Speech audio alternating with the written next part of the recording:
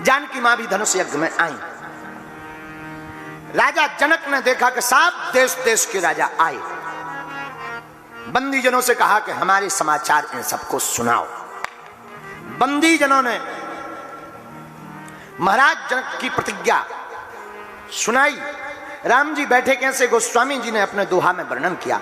सब मंचन ते मंच एक, आहा सुंदर विसद विशाल, मुनि समेत दो बंधु बैठा रे वहीं पर। सबसे ऊंचे मंच पर राम जी, लक्ष्मण जी और विश्वामित्र जी, बाकी सब देश देश देश देश के राजा आए।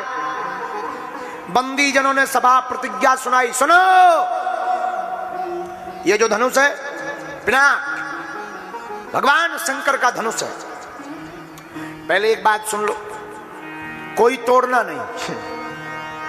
तो राजा जनक बोले ये क्या बोल रहे हो?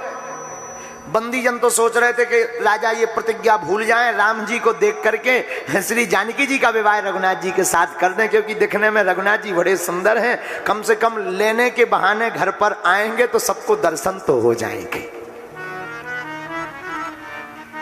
बंदी जन बोले कोई तोड़ना मत। जनक जी बोले क्या बोले? अरे बोले सरकार पूरी तो सुनो, दो हाथ वाले तो कोशिश मत करना तोड़ने की। राजा बोले क्यों? बोले जब 20-20 हाथ वाले हार गए, रावण 20 हाथ, हजार हाथ वाले नहीं उठा पाए, तो दो हाथ वाले तुम करोगे क्या? लेकिन फिर भी नहीं मान रहे, और तुम्हें इज्जत प्यारी नहीं है, ऐसे बोले बंदी जन। इज्जत प्रिय नहीं है, अपनी बाप की नाक कटवाऊं ने तो उठाओ। प्रतिज्ञा पूरी सुनो, जो धनुष को तोड़ेगा वो हमारे महाराज जनक की सुपुत्री सुकन्या सुलक्षणा श्री जानकी जी के साथ उसका विवाह होगा। राजा जितने बैठे थे सब सोचने लगे कि धनुष तो बहुत छोटो सो है, छोटा, कहीं ऐसा ना हो बगल वाला उठ करके तोड़ आवे। सो सब राजा जल्दी जल्दी उठे। सब बंदी जन बोले इकट्ठे नहीं, एक एक आओ, ऐसे मत आओ इकट्ठे। मां वहीं विराजमान, एक तरफ में राम जी, दूसरी तरफ में मां, बीच में बैठे कौन? बीच में रखा धनुष, अगल बगल बैठे राजा। एक राजा उठे, ऊपर सब देवता देख रहे कि अब क्या हुई है। राजा उठे तो सब राजाओं के ऊपर इष्ट भी बैठे। तो अनेक राजाओं के इष्ट गणेश जी। तो किसी ने कहा कि जब राजा तोड़ने गए तो इष्टों को सहायता करनी चाहिए, इष्ट देवताओं को कृपा तो करनी चाहिए। तो एक जने बोले इष्ट तो सहायता कर रहे थे, एक राजा तो प्रार्थना कर लो तो हे गणेश भगवान हमसे टूट जाए। लेकिन बाकी जो राजा हते भी प्रार्थना कर रहे थे कि ई से भर न टूटे। अब गणेश जी किसकी सुने? वोट बैंक का जमाना, जिसके साइड में ज्यादा वोट उसी की जीत। अच्छा, इष्ट देवता ने सोची कि देखो अब ये खड़ा होगा तो हमारा नाम लेगा, प्रणाम करेगा, लेकिन बाद में प्रणाम करें। राजा इष्ट बोले ले बाद में प्रणाम कर रहे, अब का इनकी सहायता करें। इसलिए कभी भी हो मंगल काम करना तो अपने गुरु जी को और अपने कुल देवताओं को पहले प्रणाम करना।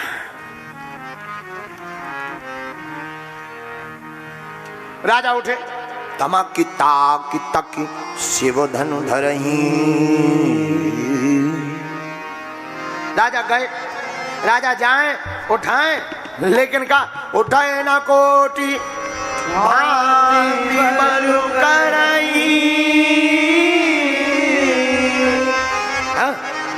लेकिन उठाओ तो दूर की बात, हिले ना, पसीना मार जाए।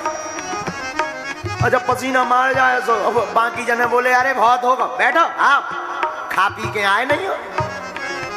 बेचारे को शर्म लगे तो नीचे मूड डाल के सिर डाल के बैठ गया। अब दूसरा वाला उठा, हम जाते हैं कमर कसी अभी उठा के बताते हैं। तो जो पहले वाला गया है वो मन ही मन का हे बजरंग बली 3 किलो लड्डू चला भी इसे भी ना उठे। जैसी हमारी नाक कटी की कटे।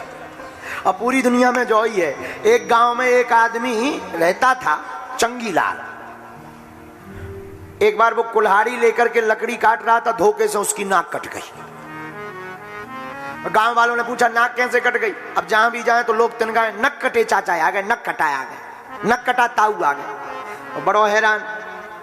तो किसी ने पूछा कैसे कट गई? बोले इधर आओ, किसी को बताना नहीं। बोले नहीं। बोले नाक हमने शंकर जी को चढ़ाई, सो शंकर जी जो है दर्शन देते, इसलिए नाक कट गई। तो वो व्यक्ति शंकर जी का भक्त था, वो बोला हमें भी दर्शन करना है। बोले चलो, हमारी तो कटाई गई, तुम्हारी सारी कट जाए। सो लाई सो उनकी काट दी, दूसरे की कट गई। और जब उसकी नाक कटी तो वो बोले शंकर जी नहीं दिखे? बोले हमें भी नहीं दिखे थे, लेकिन तुम भी किसी को मत बताना, हम भी नहीं बताएंगे। धीरे धीरे गांव में जितने हथे सबकी नाक कट गई। अब ये बड़ा बहुत प्रसन्न, क्यों? क्योंकि पहले अकेला था तो इसको हंसी का पात्र बनना पड़ता था। अब जब सबकी कट गई तो कोई टेंशन नहीं है, सब नक कटाए तो हम भी नक कटाए हैं। बोलो सीताराम। ऐसे ये राजा है, इससे उठा नहीं। ये कह रहा कि हे बजरंग बली हमसे नहीं उठो, इसे भी ना उठे। सब राजा आए, कुछ राजा जो गंभीर थे वे नहीं गए, देख के डरा गए कि जो धनुष उठा ही नहीं रहो, कहा नाक कटवा। जो शान शौक वाले राजा हते भी बैठे हैं, देख रहे कौन उठा रहा। गोस्वामी जी भी बहुत अद्भुत है। भूप सहस दस कई बारा, भूप सहस दस कई बारा, भूप सहस दस कई बारा, भूप सहस दस कई बारा। लगे उठावन धरय न तारा, लगे उठावन धरय न तारा, लगे उठावन धरय न तारा, लगे उठावन धरय न तारा। गोस्वामी जी तो कह रहे कि 10,000 राजा लगे इकट्ठे एक साथ। अब उठाओ धनुष, कैसे नहीं उठत? तो किसी ने कहा कि मान लो धनुष उठ गया तो शादी किसके साथ होगी? तो राजा बोले पहले धनुष उठ जान दो, पहली समस्या है धनुष। वो अगर धनुष उठ जाएगा तो फिर हम लोग आपस में लड़ करके युद्ध करेंगे, जो बचेगा, जो जीतेगा उसके साथ शादी होगी। तो लक्ष्मण जी बोले बताओ, जब पहले ही लड़वे की बात कर रहे तो इनसे शुभ काम कब होने? ऐसे लोगों से शुभ काम होते ही कब है जो पहले ही लड़ने की बात करें। बोलो सीताराम। सब राजा उठाने गए धनुष को, उठाना और तोड़ना तो दूर की बात।